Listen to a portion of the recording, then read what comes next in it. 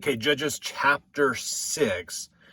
Israel is still struggling with their challenges. And so here's the next challenge that they experience. This is that pride cycle we talk about. They get good, they get righteous, they get blessed, then they get lazy about their religion and they stop believing. Again, I think Israel had a big challenge. They believed in their leaders, but they didn't believe themselves believing God. They believed in their leaders who believed in God. And this is a common challenge that sometimes members of the church can face.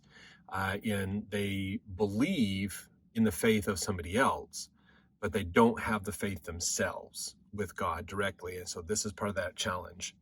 So Israel is in bondage to the Midianites this time.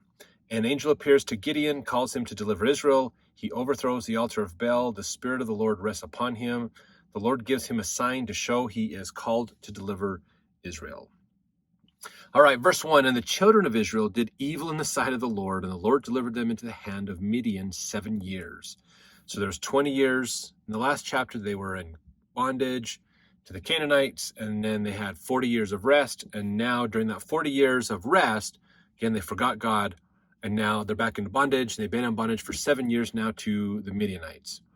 Now, verse 2, the hand of Midian prevailed against Israel, and because of the Midianites, the children of Israel made them the dens which are in the mountains and caves and strongholds.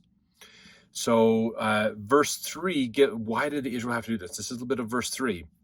And so it was when Israel had sown that the Midianites came up, and the Amalekites and the children of the east, even they came up against them. So verse 4, they encamped against them and destroyed the increase of the earth till thou come unto Gaza, left no sustenance for Israel, neither sheep nor ox nor ass. For they came up with their cattle and their tents, and they came up as grasshoppers for multitude. For both they and their camels were without number, and they entered into the land to destroy it. And Israel was greatly impoverished because of the Midianites, and the children of Israel cried unto the Lord. So what's happening? Midianites have come into the area. They have taken over Israel. Israel is now beholden to the Midianites. They're in bondage to them. There's probably a tax that goes along with that. And they wanted to keep Israel down and enrich themselves. And so rather than just tax the heck out of them like some kings and rulers would do, the Midianites learned an advantage of mobs. And so they would gather up their people. They would just, oh yeah, it's harvest time, we can start preserving food and stuff ourselves. They would just come in, just unannounced, just swarm right into Israel, right into the promised land, and basically take all that they wanted from Israel and then destroyed the rest. And then they would take it with them back to their lands, back towards the east, towards more the ancient Mesopotamia. And so this is what they would do. And they in verse 5, it calls them, they came as grasshoppers for multitude, because there are just so many. They would just come riding into town. They would just show up. They would raid the area, steal as much as they could, enrich themselves, and then leave, basically, and just destroy the area. So Israel's like, oh, we got to start over. Oh, we don't have enough. We're going to starve. We don't have animals. We don't have crops. It's going to be a bad time, because this is harvest time, and harvest time is usually right before winter. So it's a bad winter. They had to survive, and then they had to figure out how to get seeds and how to raise more animals in the next year to get it to go back up, and then it would happen again. This happened often enough that they would do this. They had learned how to just raid. They just come in, swift, fast, raid, destroy, plunder, and get out. That Israel started, they went to the mountains, they started digging caves, and they hid their goods in those caves. Now, there's quite a bit of caves in the Jerusalem area to this day, where you can see where people had like food storage, they stored stuff. One cave that was a pretty common one is where they stored, someone actually stored their birds for carrier pigeons and for hunting and stuff like that, the hawks and things. So they had these caves, in later times, like Book of Mormon times, when Lehi was in Jerusalem, his sons hid in the caves. When the abomination of desolations, the destruction of Jerusalem happened, the Jews would commonly flee to the caves to try to get out of the way and hide themselves, and then try to be safe in those caves, basically. And there's lots of caves. It's like a network of caves all over in some of those areas. So Israel is trying to basically hide their food, hide their crops and their animals from the Midianites. So when the Midianites get there and they go destroy them, they can bring it all back out and they're good. They still have their stuff.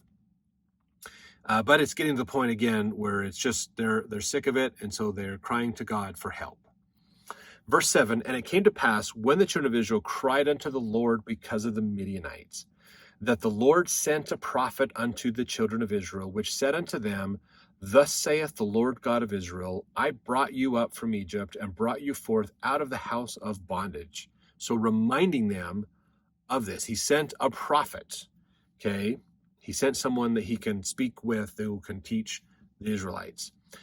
Verse 9, I delivered you out of the hand of the Egyptians and out of the hand of all that oppressed you, and drave them out from before you, and gave you their land. And I said unto you, I am the Lord your God. Fear not the gods of the Amorites, in whose land ye dwell. But ye have not obeyed my voice. So this prophet tells them, guys, God has helped you tons. You are the one that is messed up. You have not kept the promises with him. And it's your fault where you're at. Okay.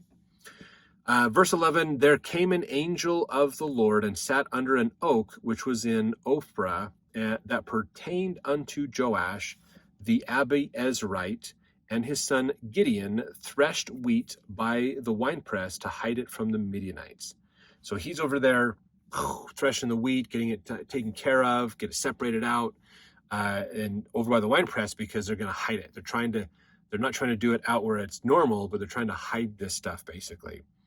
And so this angel appears to Gideon. Verse 12, and the angel of the Lord appeared unto him and said unto him, The Lord is with thee, thou mighty man of valor. And Gideon said unto him, O my Lord, if the Lord be with us, why then is all this befallen us? And where be all his miracles which our fathers told us of, saying, Did not the Lord bring us up from Egypt? But now the Lord hath forsaken us, and delivered us into the hands of the Midianites. So Gideon's going, if there is a God, why isn't he helping us? What's going on here? What's happening? Probably not unlike how Joseph Smith felt a little bit, the frustration he had when we got section 120 and 121, if I remember right, in Liberty Jail. I believe it was Liberty Jail that he got those revelations. Verse 14, the Lord looked upon him and said, Go in this thy might, and thou shalt save Israel from the hand of the Midianites. Have not I sent thee? So the angel's like, you are going to save them, the Israelites, from the Midianites, basically. I want you to do this. Verse 15, and he said unto him, O my Lord, this is Gideon talking, wherewith shall I save Israel? Behold, my family is poor in Manasseh, and I am the least in my father's house. And the Lord said unto him, Surely I will be with thee, and thou shalt smite the Midianites as one man. So he's going, I'm nothing. I'm a nobody out here. Why pick me? And it's basically because I am God and I will take care of it for you, basically. I'll help you with this, okay? This goes back to that principle, out of small things shall great things come to pass. God does not use the wisdom of the earth to do his work. He uses the poor. He uses the downtrodden. He uses the uneducated to prove his work is true, because there's no other way. Like Joseph Smith, first he had what we would call today about a first grade education, but yet he translated the Book of Mormon with barely an understanding of English. He could read English, but not very good, and yet he translates this ancient record. So through these weak things of the earth, God proves his efforts more. So if you ever feel I'm weak, there's no way I can do this, just realize most of the prophets felt that same way, but they remembered that God told them, I am going to do a mighty work through you. You just have to trust me and work with me. So whenever you get a calling, if you feel overwhelmed, like you can't handle that calling, just realize God believes in you. Probably more than you believe in yourself, really. But through you, he will do a mighty work. And that's how he proves things. It's a really good principle. So let's see. Verse 17, and he said unto him, If now I have found grace in thy sight, then show me a sign that thou talkest with me. Depart not hence, I pray thee, until I come unto thee, and bring forth my present and set it before thee. And he said, I will tarry until thou come again. So here's the thing is Gideon's going, how do I know you are from God? How do I know you're not from a different God or from somebody else? So sign seeking is bad. We learn in scriptures that seeking a sign is a bad thing, okay? Because signs are a way of escaping the work of exercising our faith, okay? That's what a sign is. Now, he's asking for a sign here, not necessarily to prove that it's true, but he believes it's true, but he wants to confirm that it's true, basically. So that's what's going on here. Now, verse 19, and Gideon went in and made ready a kid, meaning a small goat, and unleavened cakes of an ephah of flour. The flesh he put on in a basket, and he put the broth in a pot, and brought it out unto him under the oak and presented it. So he told this angel, don't go anywhere until I can bring you a gift. I bring you some food. So he goes in, prepares an animal, goes through that process of processing the animal and things, gets a broth, kind of makes a soup, has some flour for him, prepares a meal and brings it out to him. Verse 20, and the angel of the God said unto him, take the flesh and the unleavened cakes and lay them upon this rock and pour out the broth. And he did so. And the angel of the Lord put forth the end of the staff that was in his hand and touched the flesh and the unleavened cakes. And there rose up fire out of the rock and consumed the flesh and the unleavened cakes. Then the angel of the Lord departed out of his sight. So he puts the raw meat and the unleavened cakes on this rock and pours the broth over it. And yet fire comes out of the rock and consumes it all. Not just cooks it, but consumes it. And then the angel left. So that was the sign. Oh, okay, confirmation. Bam. So Gideon's not trying to get out of exercising faith by seeking a sign. Gideon is trying to confirm his faith through a sign. There's a big difference in that. Just as opposed to the sign seeking in the Book of Mormon. I just forgot the guy's name that sought a sign and got it. And because of the sign, he knew God was there because again, he's looking for a sign so that he doesn't have to actually exercise faith in God. That's the problem. That was different than Gideon here. Okay, verse 22, and when Gideon perceived that he was an angel of the Lord, Gideon said, alas, O Lord God, for because I have seen an angel of the Lord face to face. So he's a little, oh my gosh, this is an angel of the Lord. I'm a little more worried now. And the Lord said unto him, peace be unto thee, fear not, thou shalt not die. So, you got to admit, seeing an angel would be pretty crazy. Be a little afraid. Verse 24, then Gideon built an altar there unto the Lord and called it Jehovah Shalom. Unto this day it is yet in Ophrah of the Abizrites,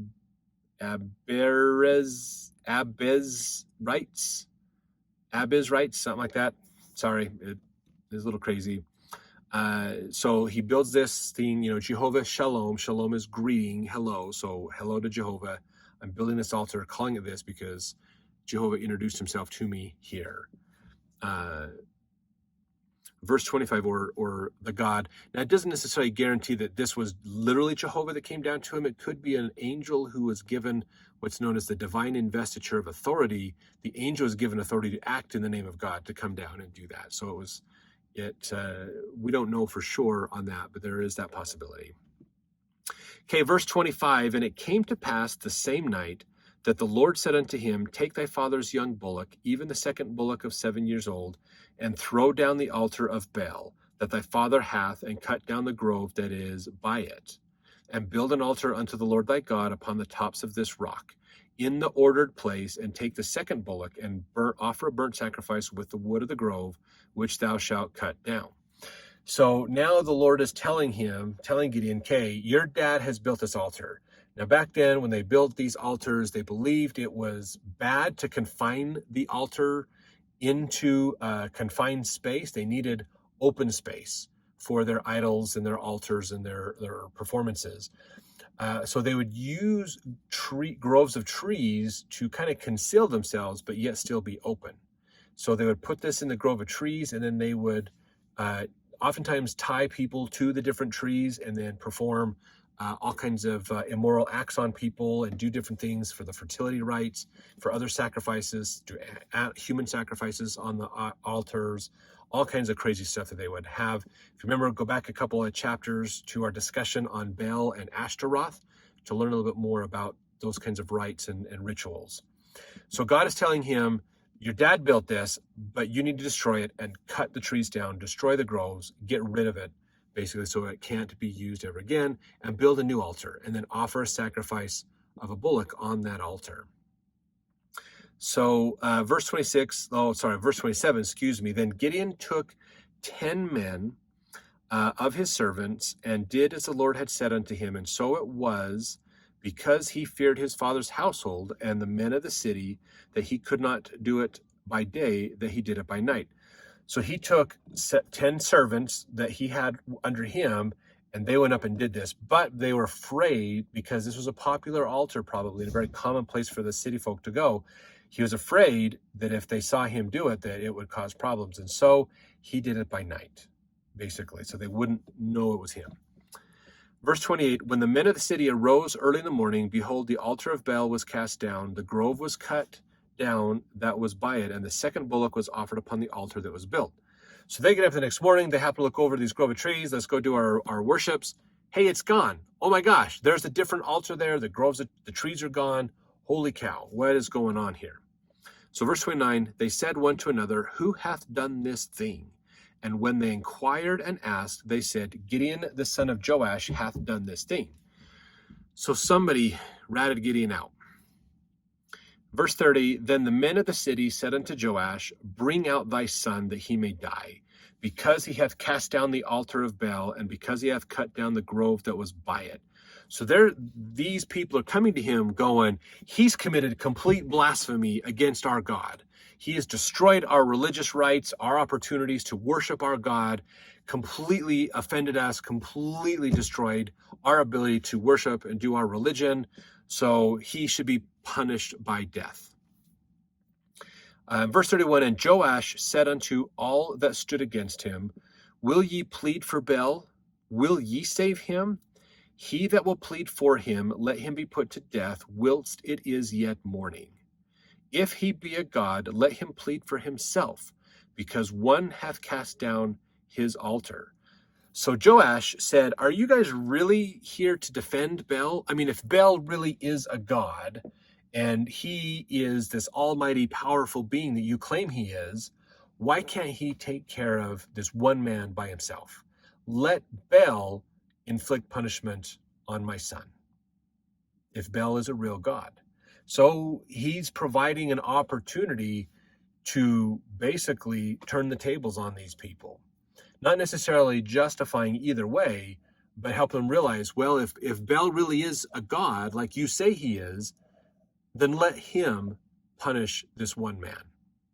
He doesn't need you to punish this one man if he's a real god. He can do it himself. So let him do it. Which therefore leads to verse 32. Therefore on that day he, Joash, called him Gideon Jerubbaal, saying, let Baal plead against him, because he hath thrown down his altar. So he changed the name of his son, or gave him this nickname, basically, that means let Baal plead. So his whole point is, if Baal is a real god, then let Baal deal with Gideon. Justice would be served, and mercy to his son. So this is I wouldn't call it a contradiction in scriptures necessarily, but this is where that whole idea of justice and mercy can both play a part, and they both work interchangeably together to help us understand what's going on. So verse 33, then all the Midianites and the Amalekites and the children of the east were gathered together and went over and pitched in the valley of Jezreel. So they're gathered together. Verse 34, but the Spirit of the Lord came upon Gideon, and he blew a trumpet, and Abiezer was gathered after him. So Gideon gets up, he blows the trumpet. Remember, trumpets were used for announcements, for warnings as well. Abiezer comes to gather. Verse 35, he sent messengers throughout all Manasseh, who also was gathered after him. Remember, Manasseh was broken into two places where they had their inheritance. And he sent messengers unto Asher and unto Zebulun and unto Naphtali, and they came up to meet them. So he's gathering the Israelites together, basically. Remember, they kind of, because they didn't have that collective apostleship or prophet leader helping them to keep them unified, they kind of broke into their own tribes and did their own things, basically.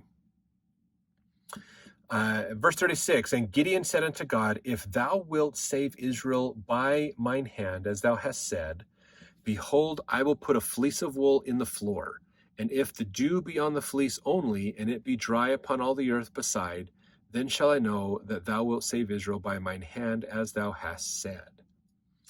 So this, I think a lot of us can really relate to this. Again, Gideon still has challenges of his faith.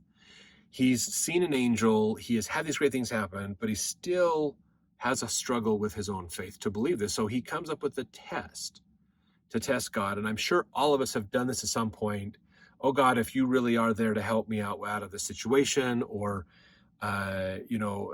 help me feel this certain way, or do this certain thing, or help me on this choice, those kinds of things, basically. Where maybe we're looking for a sign rather than doing the hard work of exercising our faith ourselves. So sometimes this happens. But he's putting this test. And so verse 38, and it was so, it did work out. God would be with him. For he rose up early on the morrow and thrust the fleece together and wringed out the dew of the fleece, a bowl full of water. So it had it basically. He's going to put this fleece on the floor, and if it gathers the dew, then he's going to, even though the earth is dry around it, the fleece is going to be full of water. Verse 39, and Gideon said unto God, let not thine anger be hot against me, and I will speak but this once. Let me prove, I pray thee, but this once with fleece. Let it now be dry only upon the fleece, and upon all the ground let there be dew. So now he's going, okay, you did this test, but I want to confirm it by flipping the test the other way. And God did so that night, for it was dry upon the fleece only, and there was dew all on the ground. So again, this isn't trying to necessarily counteract faith, but confirm faith. So we do these tests all the time. We're not necessarily trying to get around exercising our faith, but sometimes you can ask for a test to try to eliminate your need for exercising faith. So confirming faith is one thing. Exercising faith is different. So we need to understand that we still have to exercise our faith, but sometimes God will give us signs and indications to prove our faith, not to get us around having to use faith. I mean, think about it.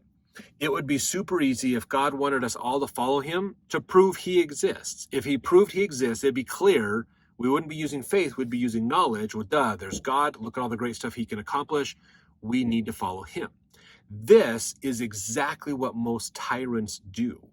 People who want to get these great followings, they have to do something to prove they are mighty, they are amazing, and they have to prove their power. Because what's the point of believing in it if they have no power? So they have to prove it, because it's hard to get someone to have faith in you. So you try to prove it to them, basically force them to believe it and understand it. So we still have to exercise our faith. God does not want to prove his existence to us. He wants us to understand his existence for ourselves. We have to take those first steps. We have to exercise our faith to do that, though. That is keeping his commandments, doing what he's asked of us. Okay, it'd be one thing to go, God, if you really are a God, and if you prove to me you're a God, then I'll follow all of your commandments. And so give me a sign. That is trying to eliminate my need to exercise faith. That is saying, I don't want to have to do the hard work of doing faith. I just want you to tell me what I need to do and give me a clear sign so I have knowledge of it, and then I'll go do it. That's kind of like saying, I will not believe in the word of wisdom until after the science proves the word of wisdom to be true. Then I believe in the word of wisdom. So we have to exercise faith. And exercising our faith in God is one of the most important things that we can be doing. Now, sometimes we can ask for a confirmation of our faith. This is the right way to go. Is this right? Sometimes we can do that, and that's okay. So some important lessons that we get to learn from Gideon that we can take into our lives to help us out, as now Gideon is preparing to get the children of Israel out from underneath the Midianites this time. So we'll see you in the next chapter.